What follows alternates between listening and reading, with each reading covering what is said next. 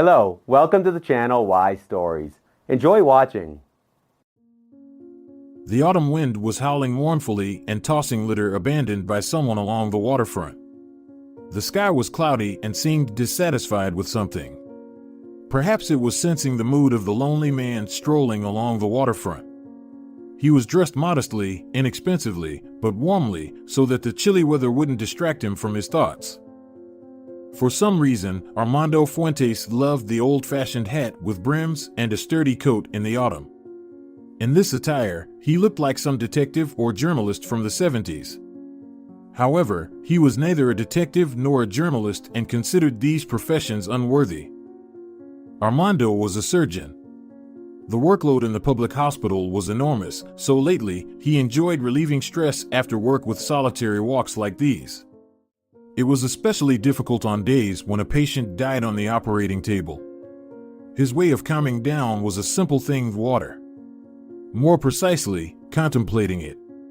The calm flow of the local rivers soothed him, evoked thoughts of the transience of this world, and distracted him from the daily hustle and bustle that had turned into an endless struggle with death for human bodies and, as a result, souls. The surgeon was overwhelmed by black melancholy. Someone would say it was a midlife crisis. But not long ago, Armando was satisfied with his life.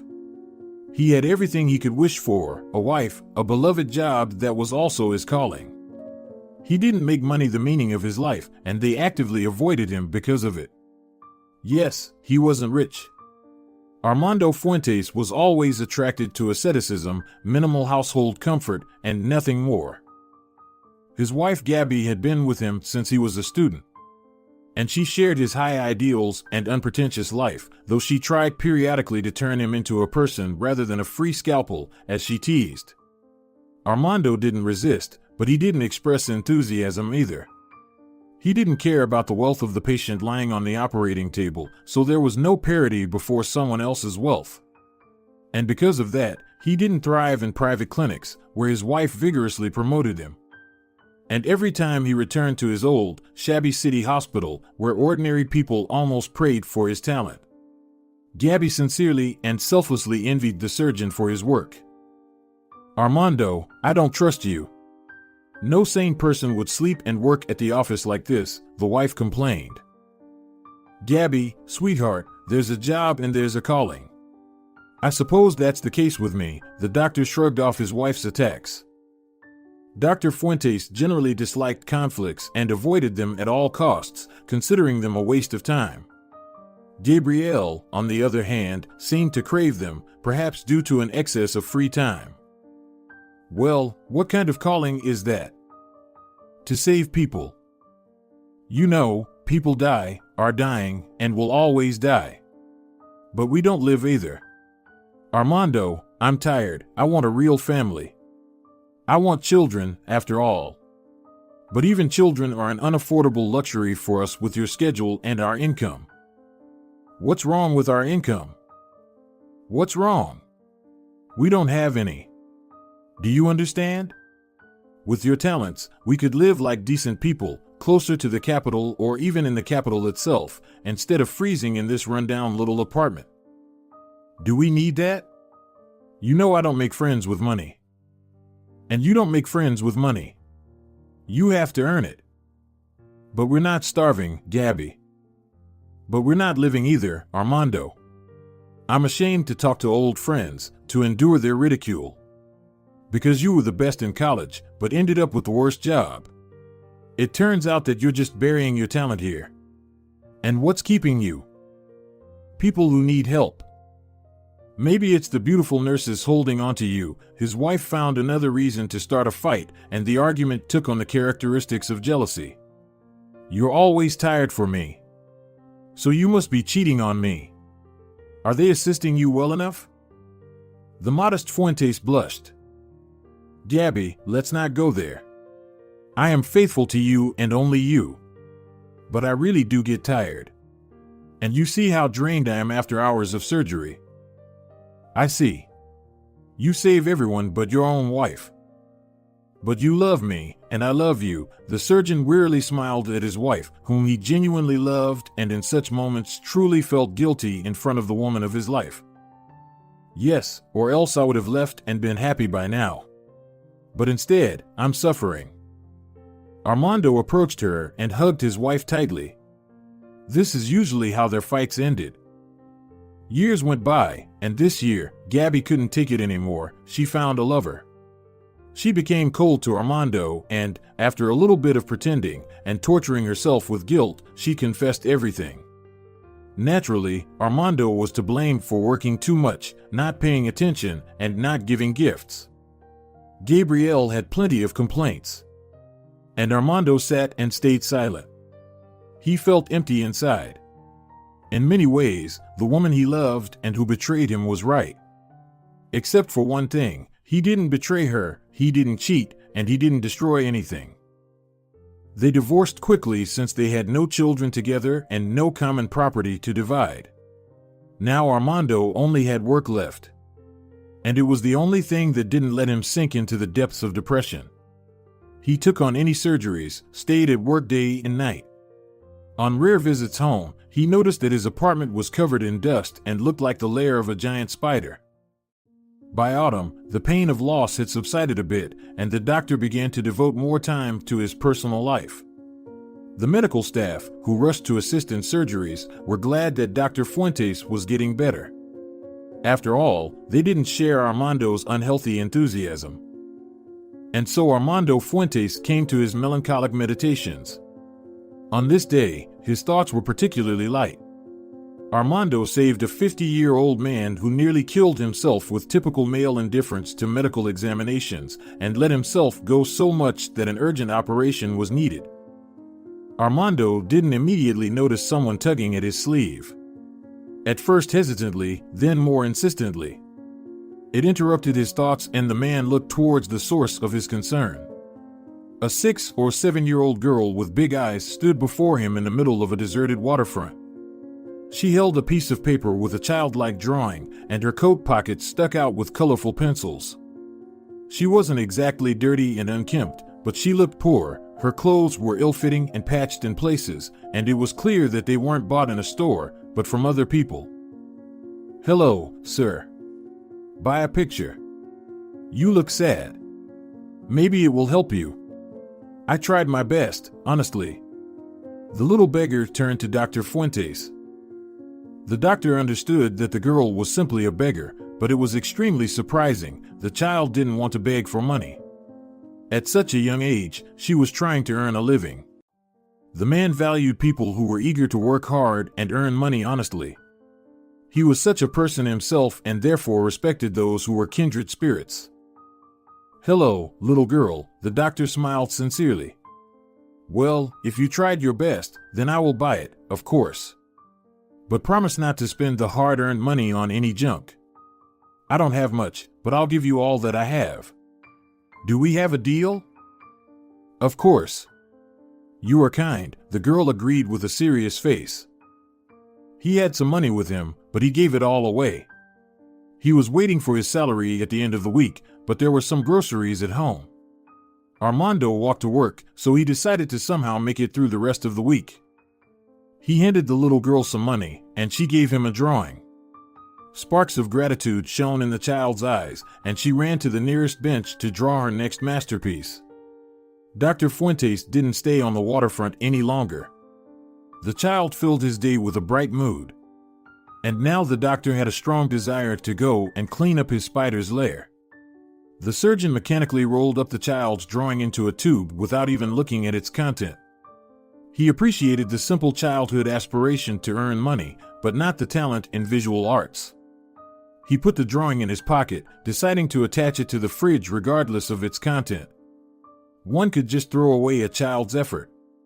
Let the child's hand be a reminder to him that there is still much good and light in this world.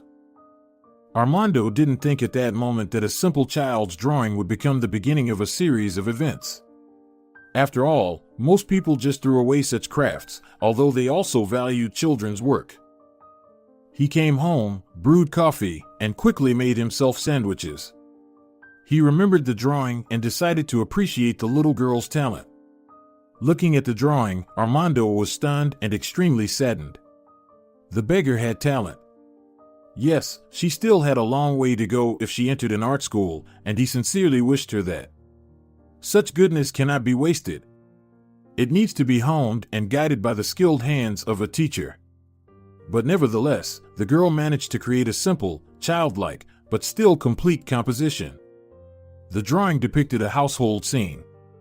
On one side, it was typical for the environment in which children live in troubled families. And on the other, it made the hairs on the experienced surgeon's head stand on end. The girl drew a man with a bottle with a beautiful inscription, vodka on the table, and a woman in a wheelchair. The most interesting thing was that they were not entirely a man and a woman. The child apparently looked at fairy tale pictures and interpreted the man and woman as animals. So, the man turned out to be a hefty bear, baring his teeth to the fox woman who was fawningly smiling at the bear. It still reminded him of a picture from a children's cartoon. Armando understood the child's consciousness compensated for the unattractive picture of reality with images of animals. Her drinking father, possibly a stepfather, and her mother in a wheelchair. Oh, what an insurmountable sadness! Compared to the young artist's troubles, Dr. Fuentes' own problems seemed to be easy to solve. At least he was an established adult man. What could a little girl solve? The next day, Armando went to the same place with the goal of meeting the girl again. Apparently, the spot was profitable as she was wandering around the same area, unsuccessfully trying to attract indifferent passers-by to her begging. In the doctor's mind, the girl was now associated with a little agile mouse. "Hello, young artist," greeted her Armando. "Oh, hello." The little beggar jumped in surprise. She was so used to being ignored that this meeting was unexpected for her. "I liked your drawing." "Really?" The child looked at the stranger with disbelief.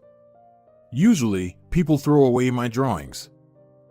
"No, it took an honorable place on my fridge," the doctor smiled. "You're the first person who ever said that. People are indifferent, even when they help." "Yes, I understand. But I wanted to ask you something about the drawing. Your mom and dad are in it, right? You didn't just come up with the animals to draw, did you?" "Right," the girl murmured quietly and looked at the adult man questioningly.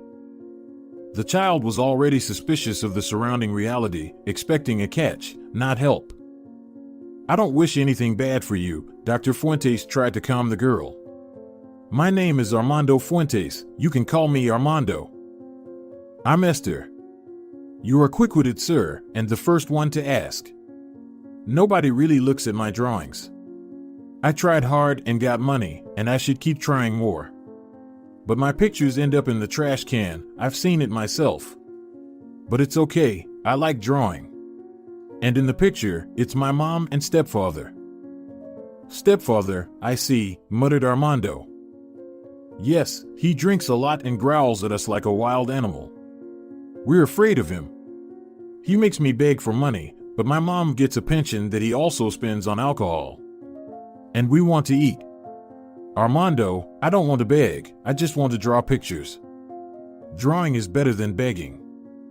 "Esther, you're a good girl, but why is your mom in a wheelchair?" "She was hit by a car. She's beautiful, but 6 months ago she was walking home from the store in the evening, and a car hit her at the pedestrian crossing. They never found the culprit, and now my mom can only move around in a wheelchair. I love her very much. She's the most beautiful and kindest person I know. And she doesn't have a dad or a mom." "Why?" "She told me she lived in an orphanage. A place where children live when they have no parents." An awkward pause hung in the air. Dr. Fuentes feverishly thought about how he could help in this situation. Despite his experience and the countless deaths and trials he had seen in his surgery, he had not become callous. He was still capable of empathy and the desire to do good. It was precisely this trait that had led him to medicine. Now, it pushed him towards a strange adventure. Any other person would have scratched their head and walked away. Nobody owes anyone anything. But what will happen to this girl if she grows up in a world where nobody owes anyone anything? He would at least try. Esther, I suggest we agree about something, said Armando. What is it, Armando? Asked Esther. Let me accompany you to your mother. I am a doctor, perhaps I can help her in some way. Are you not trying to deceive me? Esther asked cautiously. Why would I deceive you? We will make a deal. I will try to heal your mother, and in return, you will draw a nice picture where you and your mother are running together. Agreed? Armando smiled. Agreed, replied Esther, her eyes sparkling with hope. And also, my stepfather has been hitting my mother a lot lately, Esther added, handing the doctor a drawing of a wolf hitting a bunny in a stroller, with a scared expression on its face. The doctor took a few deep breaths to calm down and contain the anger that surged within him. They didn't have to go far. Esther had tried to choose a familiar area to sell her drawings, but far enough from home to avoid embarrassment in front of acquaintances. The area where she lived was on the outskirts of the city, an industrial neighborhood where stories like hers were not uncommon. As soon as they entered the entrance, the strong smell of alcohol hit their noses. Dr. Fuentes was sure that this smell was just the tip of the iceberg.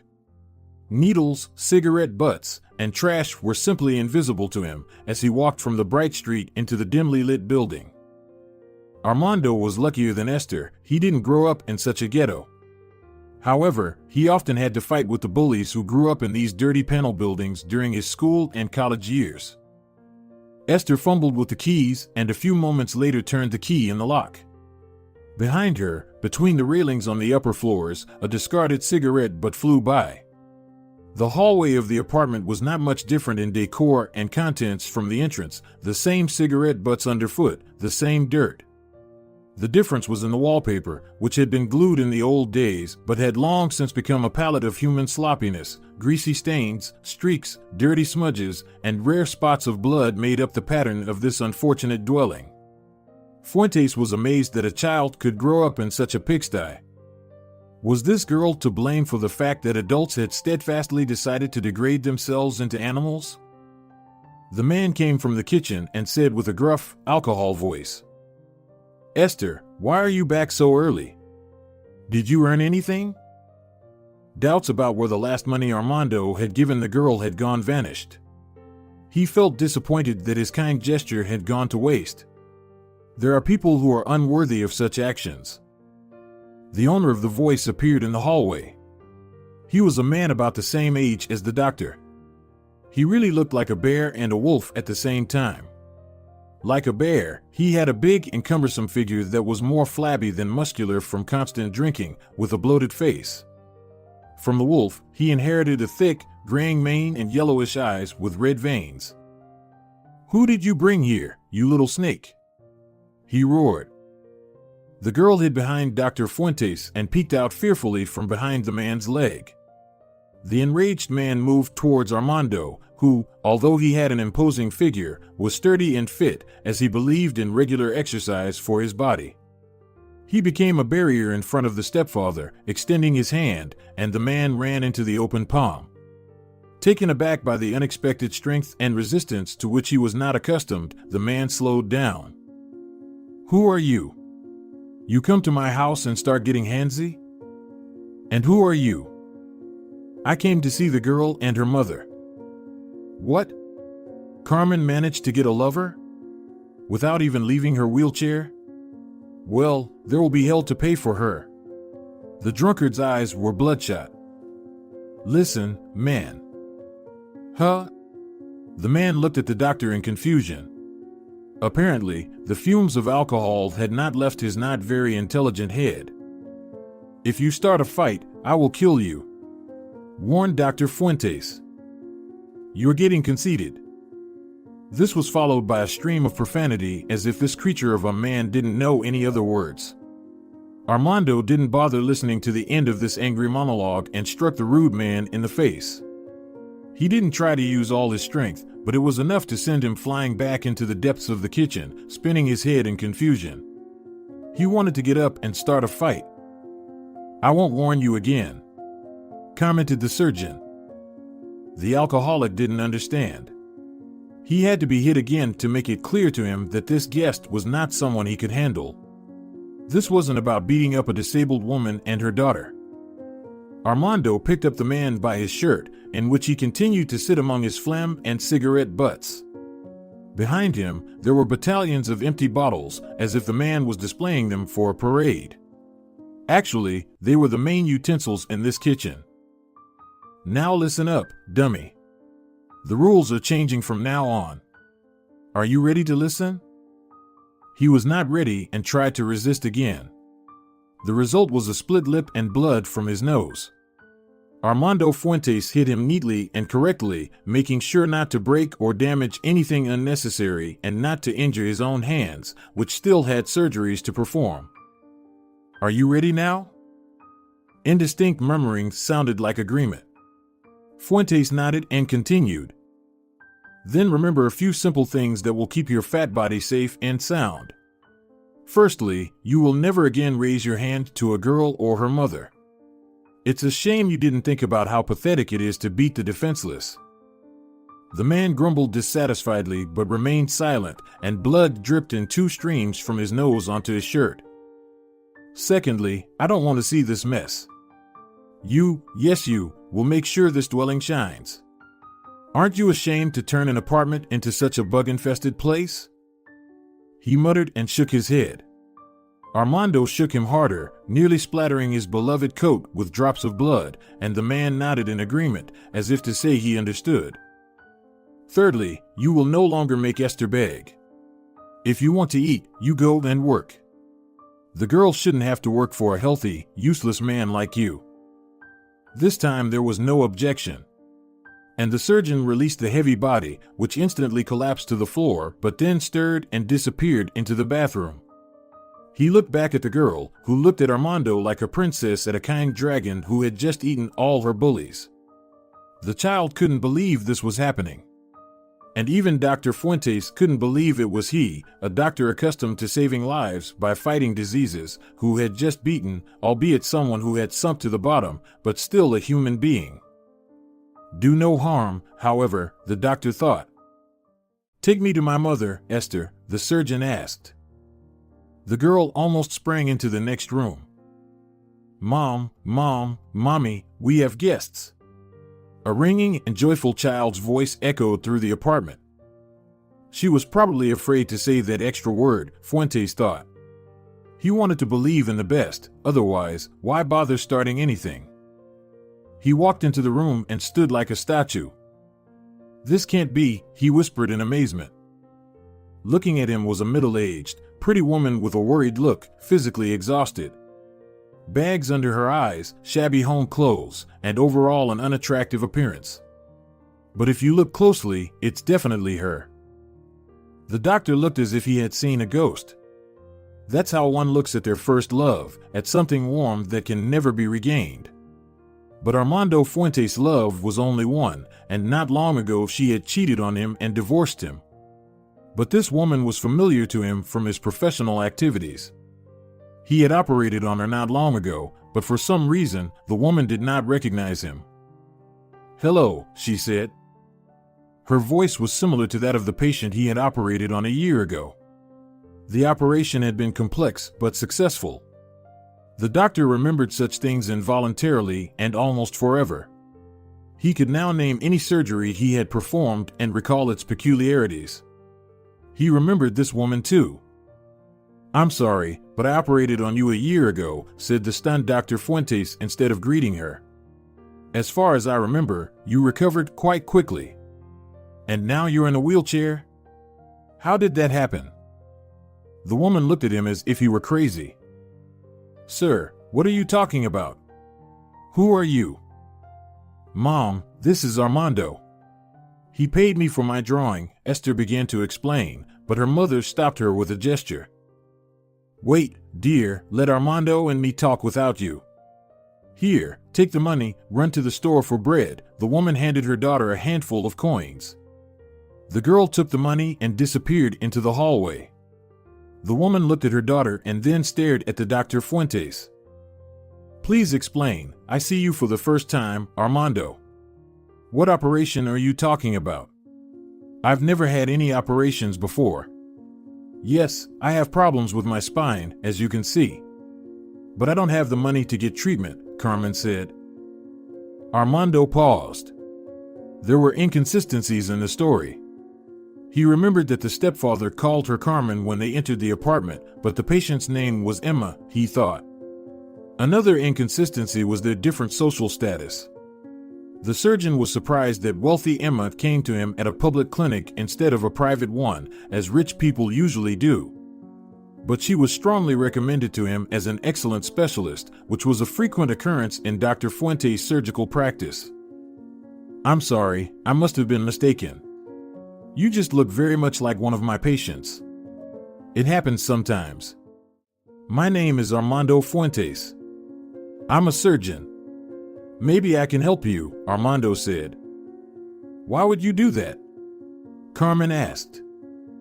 To be honest, I don't know. I can only say that Esther helped me make my life brighter with her drawing. She has talent, and it shouldn't go to waste. Let's call it a call of conscience, if you will, the doctor explained. Well, not the worst explanation. Even despite all this mess, Carmen looked around the apartment, hinting at the mess that surrounded them. Okay. In short, I was going through a difficult divorce, and Esther's drawing pulled me out of my autumn melancholy. Now it's your turn. Esther said you're an orphan? Armando asked. Oh, she's such a chatterbox. She'll spill everything. Carmen pretended to be offended. She looked out the window at the gray heavy sky and the distant factory chimneys with sadness. She sighed and began her story. I think my life can be called ordinary. I'm an orphan. I spent all my conscious childhood in an orphanage. When it was time to go out on my own, I got a job at that factory over there. Everything was like for the residents of the nearby neighborhoods. I saved up for an apartment, and there was a fiancée. Esther was born out of love. We didn't get married to the fiancé. Why bother, they say, in our unsettled times when everyone gets divorced. And then the fiancé waved his hand and disappeared into unknown places. He even quit his job and left town. Turned out he wasn't ready for fatherhood. So I raised my daughter alone. It was hard, but I managed. It was my decision after all. But 6 months ago, I was walking in the evening. Streetlights work only occasionally here. Maybe that's why the driver of that off-roadster didn't see me. Anyway, I was hit. I'm alive, as you can see. But it's not much use. So you don't have any special income? Only expenses. And this, she pointed to the door, takes everything and drinks it away. I hoped for a man's shoulder, but got a bottomless man's throat that doesn't offer any help. If it weren't for Esther, we would have starved. I can't kick him out because I'm disabled and still lose to a healthy man. And it's up to us with my daughter to try to reason with him. So we're enduring this calamity as well. Don't worry, you won't have to endure it anymore, the doctor smiled. Well, that's good to hear. Because I don't have the strength to endure this anymore. If it weren't for my daughter, I would have already. You don't need to say that. You're not a little child, but a strong, adult woman. Armando interrupted her. Yes, you're right. Carmen, let's make a deal. I'll leave now, I have a lot of work to do and unfortunately, little time. Your partner will have time to tidy up the apartment and bring it back to normal. Don't worry about that. We, agreed. I don't want to give you false hope, but I'll see what else I can do to help. Don't lose hope, we'll dance together one day. Armando Fuentes encouraged her with a smile. Carmen responded with a pale smile. She didn't believe, but wanted to hope. On his way out, he met Esther, who had just returned home with bread. He stopped, petted her on her head, and gave her a few bills from his emergency fund for a rainy day, which he decided to use for a good cause. Give this to your mother for groceries. I'll come back to visit you on the weekend. Look after her and don't forget to draw. Just draw whatever you like, okay? The girl nodded and hugged his hand. Armando, don't go. I have to, baby, I have to.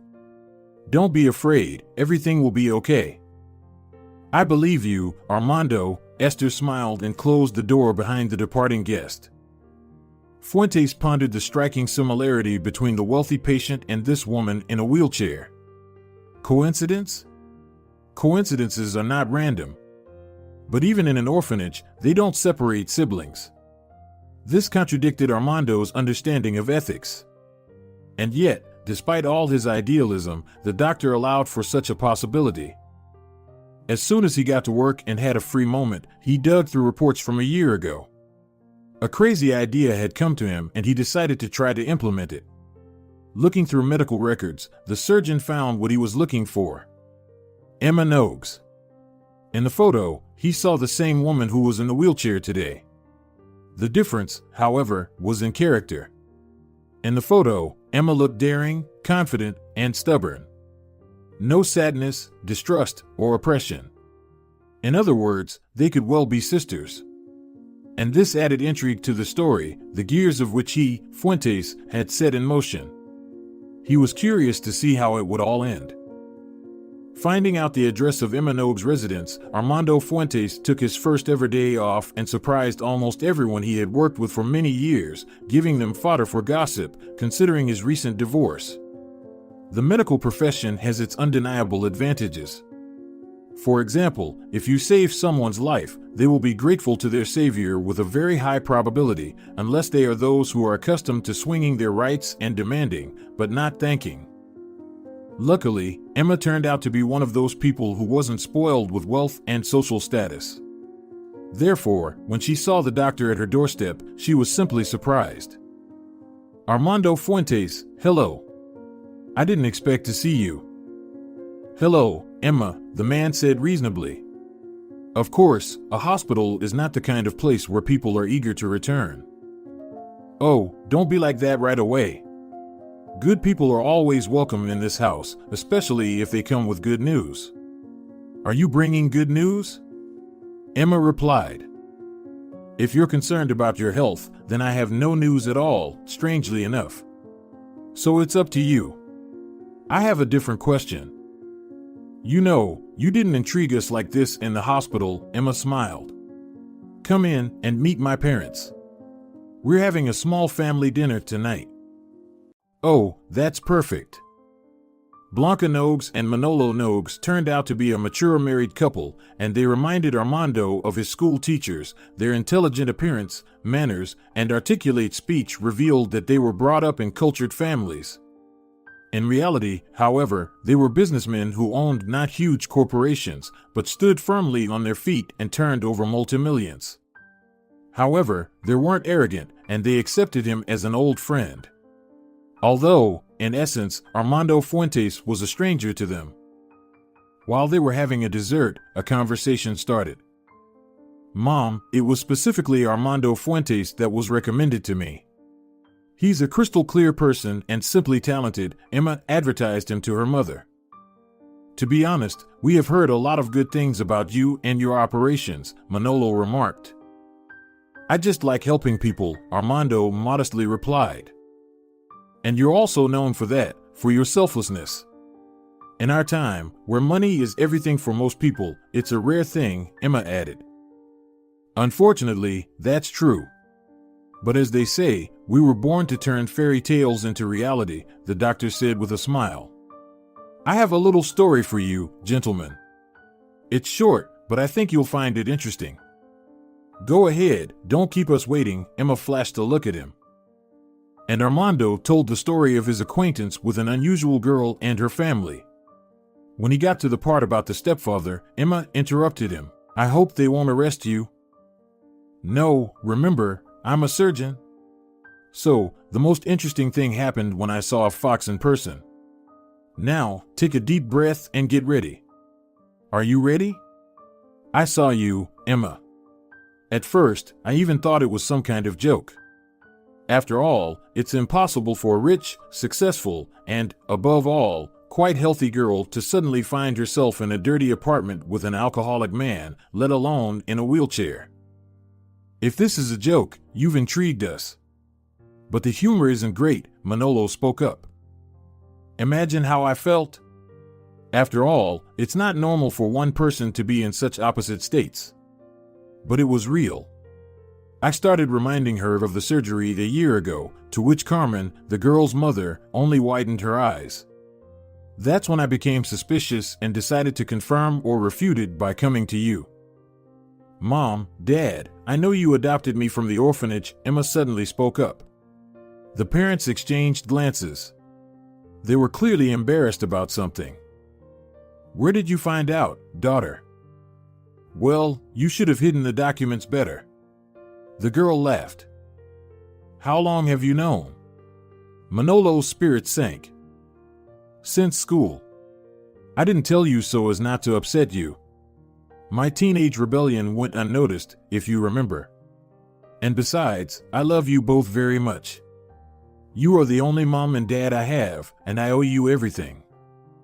Blanca's eyes sparkled. Thank you, darling. Thank you, Mom and Dad. So my hunch was correct, Armando said. Carmen is your twin sister. But that can't be, protested Manolo. We adopted only one Emma. You know the rules, Doctor. We can't separate siblings. We didn't break the law. Manolo, I'm not accusing you of anything. I just want to uncover the truth, how it all happened, and I hope you'll help me with that. And you'll get it. We are now interested in understanding how it happened. I think we can go to that orphanage and find out the truth. Well, not today, but someday. Yes, and then I would like to talk about another matter. But not now. I'll leave now, as I have a lot of work to do. When would be convenient for you to visit the orphanage, Manolo? Leave your personal number, I'll call you and we'll arrange it. They were only able to get into the orphanage a week later. Dr. Fuentes had a difficult period with a large number of surgeries. Almost every day, someone critically ill was admitted and the doctor had to save their life urgently. In the breaks between saving patients, the surgeon thought about the little girl and Carmen, whether they were safe with their stepfather or if he had considered the danger over and started mistreating them again. He couldn't understand why the fate of this little family had become so close to him. After all, they meant nothing to him. The talented girl artist and her unlucky mother, an orphan. The sudden influx of patients ran out, and Armando Fuentes allowed himself to take a day off for the second time. It was Friday. Manolo Nogues was waiting for the doctor in his car outside the hospital. Hello. The businessman shook the doctor's hand. Welcome. They'll be gossiping about me even more in the hospital now. It's like a real chicken coop, not a hospital, Fuentes said. Why would they gossip about you? Asked Manolo. I went through a divorce last summer. Now they gossip about it and wait for me to urgently find someone to be my partner, as if living without a woman is impossible, Fuentes complained. Wait, are you saving Carmen because you like her? Manolo smirked. What are you talking about? No, I'm married twice. The first wife left, and the second one is always with me. My second wife is surgery. And it's mutual love, Fuentes replied. Okay, let it be as you say. I agree that a profession becomes a calling if you, as you put it, have mutual love. But I don't understand one thing, Manolo said. What is it? Why don't you like to earn money with your talent? Well, my first wife said the same thing. She's right in her own way. She's right, but she knew who she was marrying at the time, Fuentes said. Yes, I'm honestly amazed at the nobility of your soul. As you can see, I've tarnished my soul with business and this unpleasant situation with the sisters, Manolo said. Well, nevertheless, you are at least trying to fix it. Yes, moreover, I want to use those papers that you hate for the benefit of the girl who can't walk. Carmen. Would you be able to get her back on her feet if I provide everything that's necessary? It would be an honor for me, Manolo. Well, then let's consider it settled. And here's the orphanage. They arrived at a building that looked like a massive government construction, pressing down with several floors. It was unpleasant to look at. Fuentes thought that living in it would be even more unpleasant. When they arrived, they found out that the former director had long retired, and the young one was happy to help them in. You're saying that the twin sisters could have been separated? The director asked in amazement. Unfortunately, it was discovered after all these years, Armando interjected. Well, maybe. Although it's strange for me to hear such a thing. There are rules, and I don't understand what would make the former director separate sisters, the employee muttered more to himself than to the visitors. No wonder he had only recently taken this position, and starting his career as a director with such a scandal would have been unpleasant. And let him be innocent, but the predecessor's actions cast a shadow over the entire service. The motive of the former director is unknown to us, but what we need to know is the truth. Don't worry, we have no claims against you or the orphanage, said Manolo. Look up the adoption date of Emma Nogues, he continued. Yes, one moment, here it is, replied the man. Now, look up the girl named Carmen with the same birth date. The employee nodded understandingly and shuffled through the papers, his face becoming serious. Indeed, here's the record.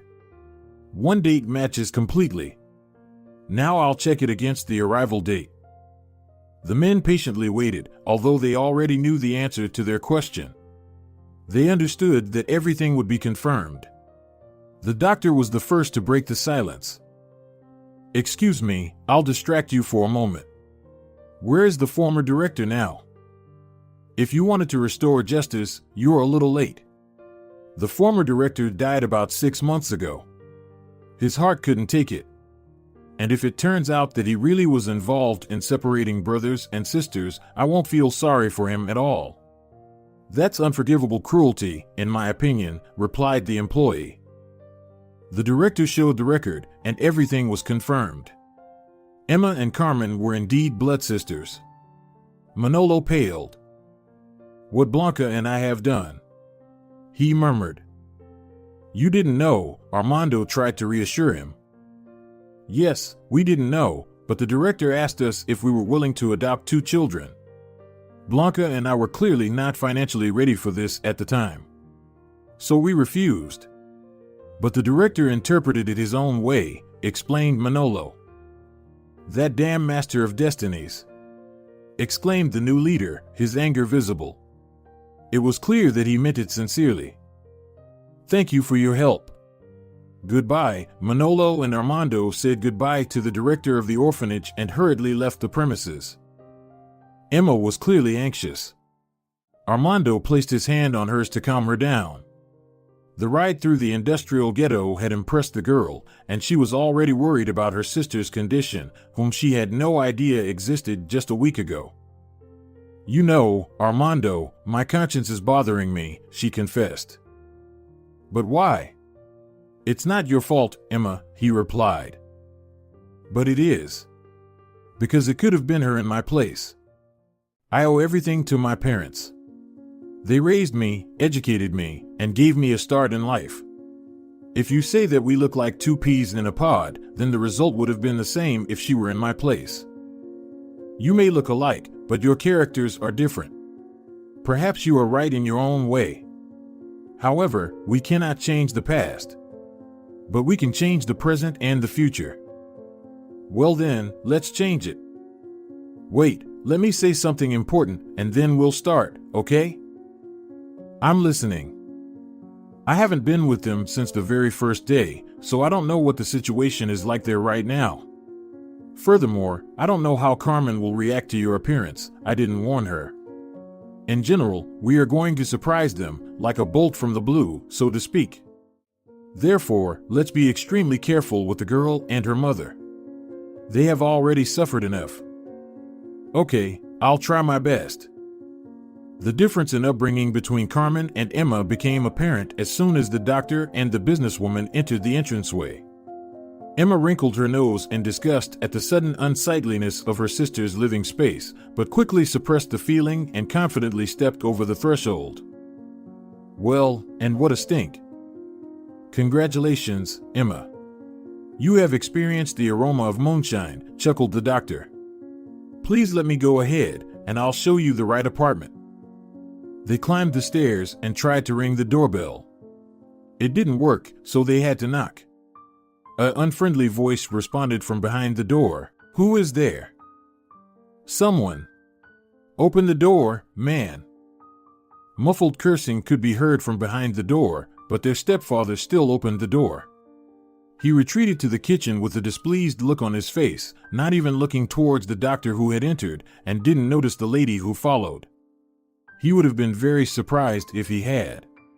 Apparently, Dr. Fuentes risked damaging his hands on the stepfather's face for a good reason, as the apartment had indeed been transformed into a cleaner state.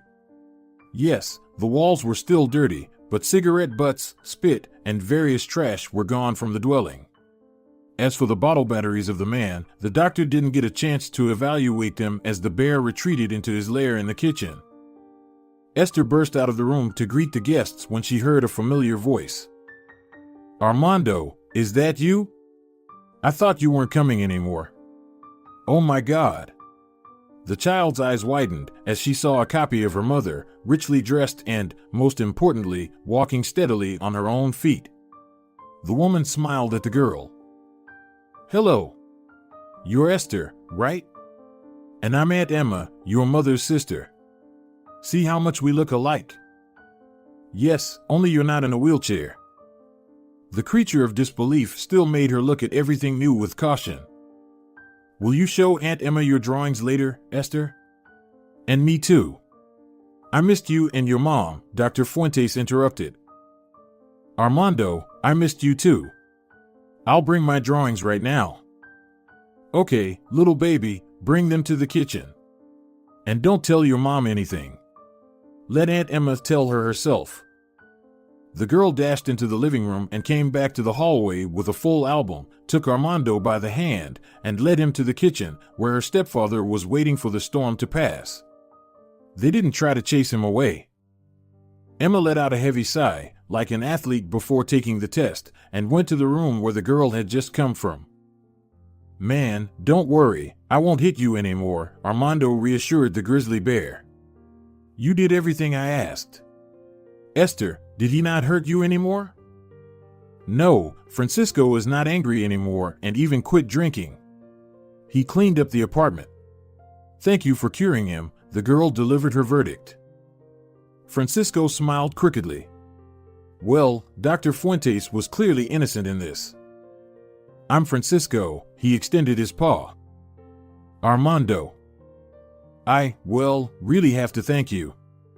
I was wrong, it was my alcohol addiction. You know, Francisco, I can understand everything except for hurting the defenseless. But, for example, aren't you ashamed of making a child beg? I'm ashamed, but after drinking, I was ready for anything, to be honest. Yes, I understand that I'm a scumbag, but look around, where do we live? We? Well, you live in the apartment of those whom you beat and forced to work for you. Please don't argue, interrupted the little artist as the two men were in the midst of their dispute. Instead, look at my drawings. I've filled up the entire album in just a week. The doctor began to examine the young child's artwork closely. The animals were still there, but now they were depicted in adorable scenes rather than fights, drunkenness, or arguments. The bear with a broomstick even had a smile on its face. And the bunny sitting on a balcony, admiring the birds and the sunshine, was simply delightful. Fall wasn't providing much sunshine, and most of the birds had flown to warmer climates, so Esther was transferring her mood onto paper. The child was happy to create a bright image of her mother. Armando, your mom was waiting for you. She was waiting, and I was drawing, she said. The doctor chuckled as he looked at the picture. The fox had put her hands on the windowsill, rested her head on them, and smiled, revealing all 32 of her teeth. The picture was warm and inviting, and it touched the doctor's heart. Then he saw himself as a toasted, long-eared rabbit walking along the riverbank in a hat and a cloak. To add to the mystery, the little girl had given him sunglasses. "Do I really have such big ears, Esther?" Armando laughed. The little girl smiled shyly. "Armando," came a voice from the adjacent room. One of his sisters was calling him. It was clear that they hadn't talked much, but it was also clear that they had both been crying. Carmen looked helpless and doomed, but with hidden joy, while Emma seemed even more confident than before. The doubts that had plagued her in the car seemed to have disappeared. "Armando, you've already done something incredible, judging by your actions and their consequences in the past couple of weeks, but I have another question for you," Emma said, collecting her thoughts and waiting for guidance. "Go ahead." "Carmen, I'm sorry I didn't come in to say hello. I think I would just be in the way right now," Armando replied. She blushed and lowered her gaze in an attempt to hide her modest smile. She was very embarrassed about everything that had happened. Just a week ago, she saw only one way out of all the troubles that had befallen her, and now she had hoped for a relatively normal life and a sister. Having a loved one meant a lot to an orphan. "Doctor, I remember how well you performed the operation on me. I have a question regarding whether you can do the same for my sister." "The cost is not an issue for me. Carmen needs to learn to walk," she said. "I will do everything possible to make it happen." The doctor replied firmly. "Carmen, how are you feeling? Are you ready for treatment?" "I'm ready to try. I'm just afraid that I won't have anyone to leave my daughter with. I don't want to see Francisco anymore in this apartment or in my life. Maybe he has changed, but I won't forgive him for his past mistakes. And I definitely won't leave my child with him." Their stepfather stood silently in the doorway, and every word hit him like a punch from Dr. Fuentes. Seeing her wealthy stepdaughter, he had hoped that they would be able to live in wealth with Carmen's help. But instead, he was being treated like a beaten dog. He was hurt, but he knew he was in the wrong. "Forgive me, Carmen. I was a jerk," he muttered and left the room. "Carmen, if you're willing to trust me with your life, I can handle your child as well. Besides, Esther can visit you in the ward during rounds. I'll take care of that. I'll cover the expenses for our young artist," Armando offered. "Well, now the only thing left is to actually make it all happen since we've agreed on it so smoothly," Emma summed up. As they said their goodbyes and Emma dropped off Dr. Fuentes at his home, she asked on their way out, "I still don't understand why this means so much to you, Armando." "Good deeds don't go unnoticed," the surgeon smiled a bit sadly. He didn't even know the answer himself. Esther turned out to be a clever girl and didn't cause much trouble at all. The only issue was having to drive her to her old school since there wasn't enough time to transfer her to a new one. She knew how to take care of herself, warm up food, and keep the house tidy while Dr. Fuentes was at work. She also turned out to be a studious child, spending her days drawing and reading books that the doctor brought her almost every day. Her eager for learning inspired the doctor since he was just like her as a child, except he wasn't good at drawing. In short, there were no problems with the child, but there was plenty of help needed since the house became alive for Armando instead of just a box with furniture he slept in. As for the girl's mother, Carmen, she surprisingly recovered well from the operation. From Dr. Fuentes' medical practice perspective, the problem was quite typical, and the treatment algorithm was well established. Therefore, he was confident during the operation, and his hand did not shake. It took 5 hours in total, which Carmen slept through peacefully. Then there were a few months of rehabilitation when Carmen had to learn how to walk again. Esther teased her mother that it was now her turn. Could the single mother, who was once an orphan, have ever thought that a crowd of relatives would come to visit her during her time of need? They were strangers on one hand, but they regularly visited her and took care of everything for her from start to finish, even though they were not obligated to. In the evenings, she quietly cried tears of joy into her pillow, as she did in the orphanage, so that no one would hear her and consider her weak. Days went by, autumn turned into winter, and then the real spring came. Carmen also experienced the thaw while in the hospital. For her, the window still showed a world that barely changed towards warmth. She entered the hospital in the gray, chilly autumn, but left in blooming April, as if she reborn to life. Carmen felt like a migratory bird that returned from faraway lands to its homeland and wanted to sing and dance, although the doctor did not prescribe the latter. By the way, the doctor was walking next to her, arm in arm, and was also content with life, as if there was no melancholy that brought such different people together at one time. I don't know how to thank you, Armando Fuentes, for everything you've done for me. You saved me from a dismal existence and from admiring the crows in my apartment near the industrial zone. The revived patient began to chirp. I remember. Carmen. You told me that every day. But now you can thank me in one way, the doctor smiled. How? A dinner is being prepared in honor of your discharge, to which we have been invited. Emma also mentioned that she would like to introduce us to her young fiancé, who appeared a month ago. Can you imagine how many good things are happening at once? But I don't even have anything to wear, the patient blushed. Well, we have a whole day to fix that sad fact, and the money I saved, replied the doctor. Armando, I don't know how to repay you for all this. And most importantly, with what? Carmen, did I ever ask for you to return me something? Esther and I agreed to trade drawings, and when it comes to finances, I'm not picky. Even with a doctor's salary at a state hospital, I managed to save a considerable amount every month. And now, the excess has piled up again. Let's go spend it.